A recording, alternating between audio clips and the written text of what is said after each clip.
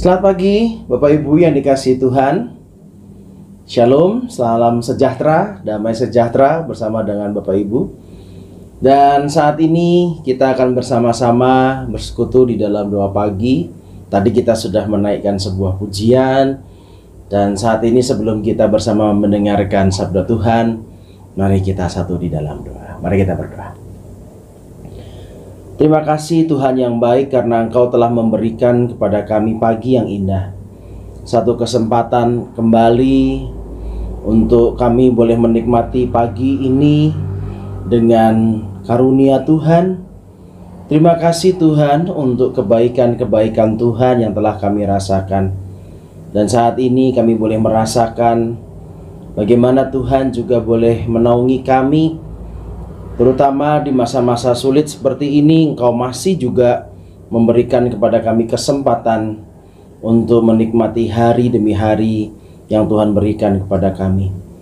Terima kasih untuk berkat demi berkat yang kami rasakan, karena berkat-berkat itu sungguh indah. Dan saat ini ya Tuhan, kami ingin merenungkan sabda-Mu, berkati hamba-Mu, supaya hamba-Mu ini bisa berkata-kata sesuai dengan apa yang Tuhan inginkan. Terima kasih ya Tuhan, kami sambut sabda Tuhan. Di dalam nama Tuhan Yesus Kristus kami bersiap dan kami membuka hati kami untuk mendengar sabda Tuhan. Demi Kristus kami berdoa. Amin. Bapak Ibu yang dikasihi Tuhan, firman Tuhan yang akan kita renungkan pada saat ini terambil dari 1 Korintus pasal 1. 1 Korintus pasal 1 saya mengambil pada ayat yang ke-25 dan 29. Demikian sabda Tuhan. Sebab yang bodoh dari Allah lebih besar hikmatnya daripada manusia, dan yang lemah dari Allah lebih kuat daripada manusia. Supaya jangan ada seorang manusia pun yang memegahkan diri di hadapan Allah. Bapak Ibu yang dikasihi Tuhan, pada saat ini kita telah memasuki masa-masa yang disebut dengan new normal. Kita sudah melihat bahwa aktivitas kehidupan di kota kita sudah mulai bergeliat. Bahkan jalanan mulai saja ramai. Dan aktivitas-aktivitas sosial juga sudah mulai berjalan dengan seperti biasanya, menuju seperti biasanya.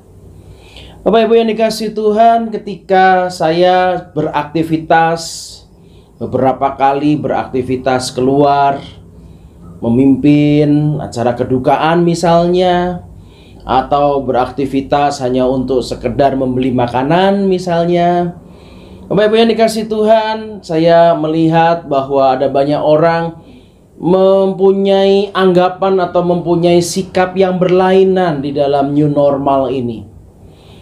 Ada orang yang merasa bahwa sudah tidak ada apa-apa.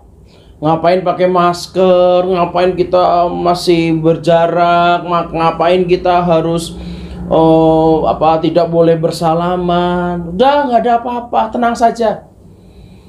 Ada juga yang beranggapan bahwa tidak, ini masih masa pandemi, ini masih bahaya. Jadi kita harus tetap sesuai dengan protokol yang ada.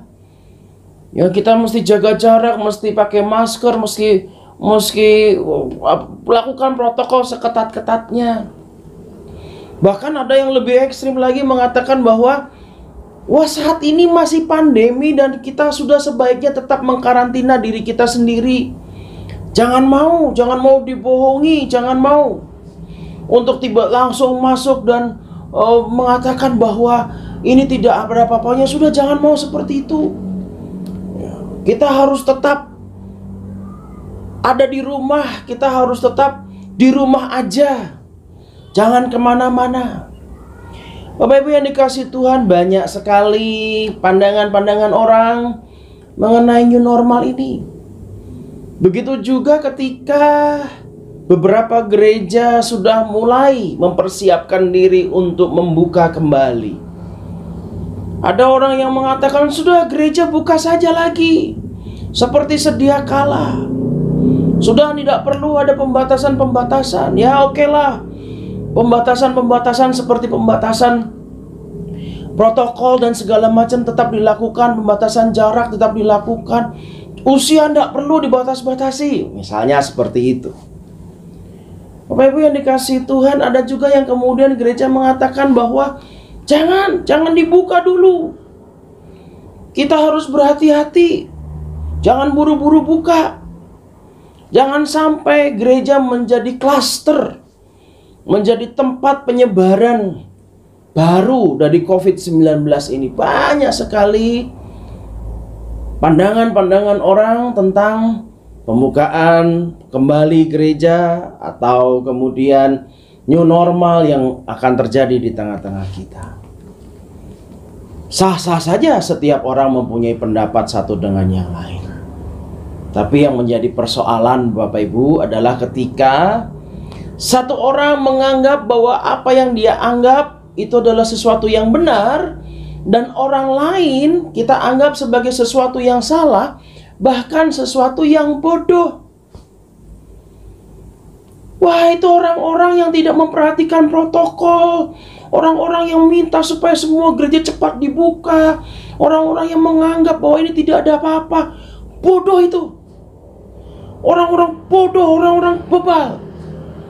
Begitu juga orang-orang yang merasa bahwa wah, itu orang-orang yang ketakutannya terlalu tinggi, paranoid, ketakutan berlebihan dan segala macam. Cuci tangan berkali-kali, pakai masker ketakutan, usia ketakutan. Itu orang bodoh itu. Satu kelompok dengan kelompok lainnya menganggap yang lain bodoh. Yang nggak bodoh cuma pendapatnya saja. Yang nggak bodoh cuma pemikirannya saja.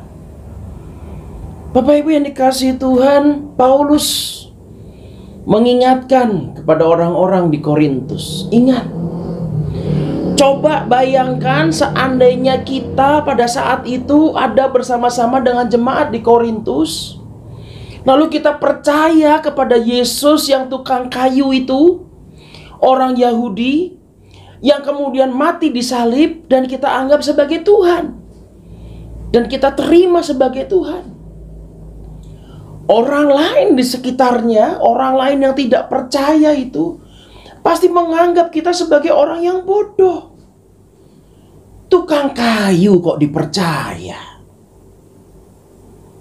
orang Yahudi kok dipercaya, orang disalib kok dipercaya, orang disalib itu penjahat kok dipercaya. Kurang bodoh apa orang yang mengikut Kristus pada saat itu? Kurang bodoh apa yang percaya pada salib pada saat itu? Bapak Ibu yang dikasihi Tuhan, itu yang terjadi. Tetapi mungkin dari sisi kita yang orang-orang percaya pada saat itu juga membodoh-bodohi orang lain. Bapak Ibu, Paulus mengingatkan, siapa sih yang bodoh? Orang seperti apa sih orang yang bodoh itu? Orang yang bodoh itu adalah orang yang tidak memakai hikmat Allah. Sebab yang bodoh dari Allah lebih besar hikmatnya daripada manusia. Orang yang bodoh itu adalah orang yang tidak memakai hikmat Allah. Orang yang tidak meminta pertimbangan Tuhan, sehingga pada akhirnya jatuh pada kesombongan diri sendiri. Ini loh hikmatku sebagai manusia. Itu yang pinter, itu yang tepat, itu yang benar. Bapak Ibu yang dikasihi Tuhan, Tuhan mengingatkan kepada kita, ingat, setiap manusia yang merasa dirinya benar, merasa dirinya hebat, merasa dirinya berhikmat, itu justru tidak memakai hikmat Allah. Itulah yang bodoh. Manusia yang merasa bahwa dirinya kuat, manusia yang merasa dirinya mampu, manusia yang merasa dirinya sehat, manusia yang merasa dirinya baik-baik saja, itulah manusia yang lemah. Karena kekuatannya bukan berasal dari Allah. Bapak Ibu, Tuhan mengingatkan seperti itu, Paulus mengingatkan seperti itu, karena pada ayat yang ke-29 Paulus mengatakan supaya jangan ada seorang manusia pun yang memegahkan diri di hadapan Allah.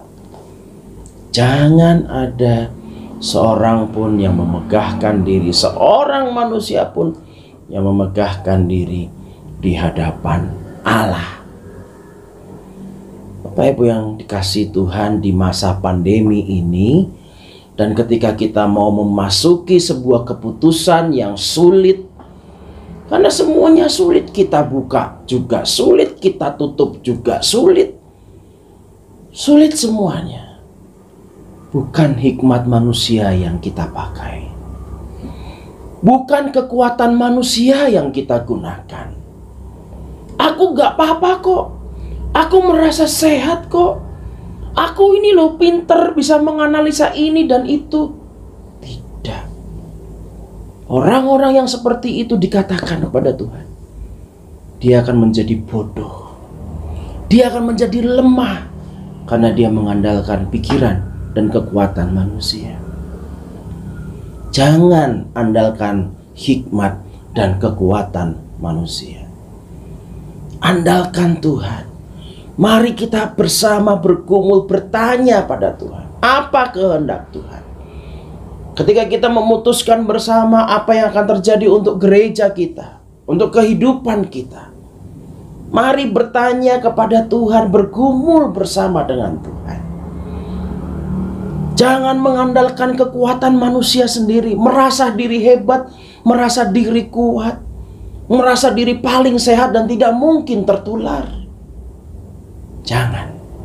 Jangan gegabah. Andalkan kekuatan Tuhan. Jika pada saatnya nanti kita memang sudah ditentukan untuk bersama-sama, Tuhan pasti akan menunjukkan dengan hikmat dari Tuhan. Apapun yang kita lakukan, baik apa itu dalam pekerjaan kita atau dalam persekutuan gereja kita, jangan pernah, jangan pernah sekali-kali pun mengandalkan diri sendiri. Andalkan Tuhan, andalkan hikmat Tuhan, andalkan kekuatan Tuhan.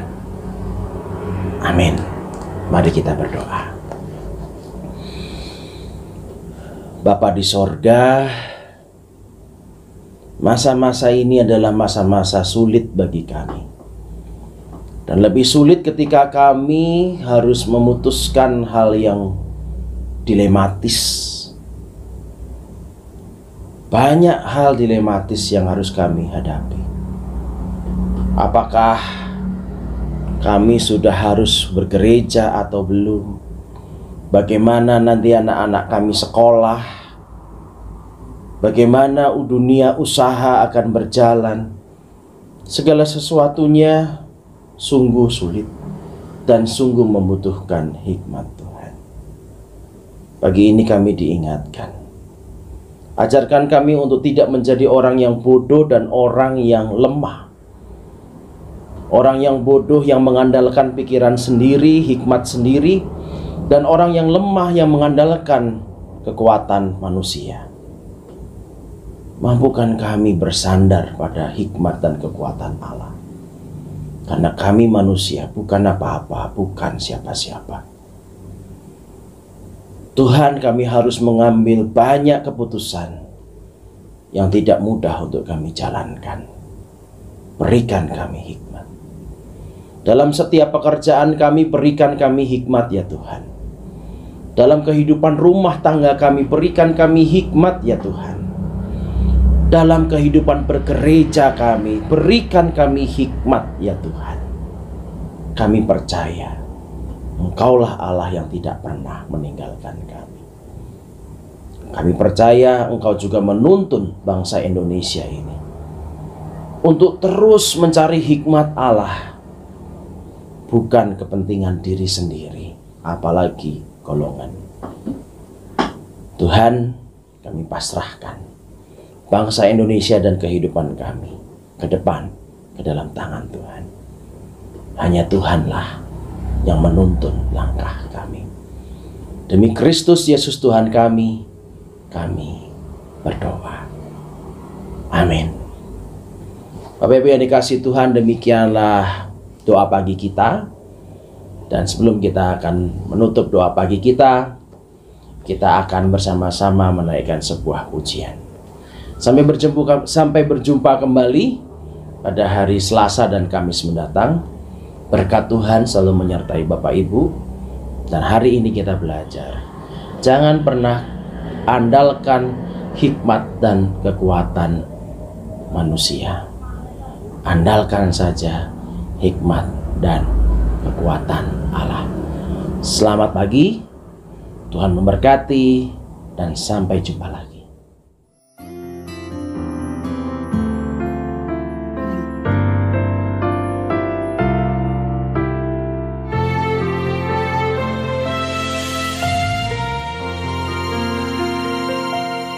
Berserah kepada Allahku,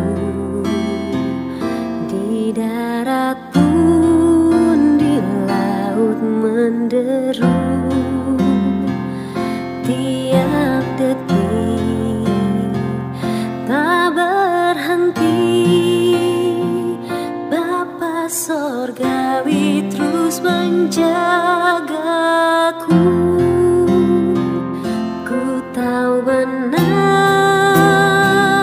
ku dipegang erat di gunung tinggi dan samudera, di taufan gelap ku didekat. Bapa Sorgawi terus menjagaku.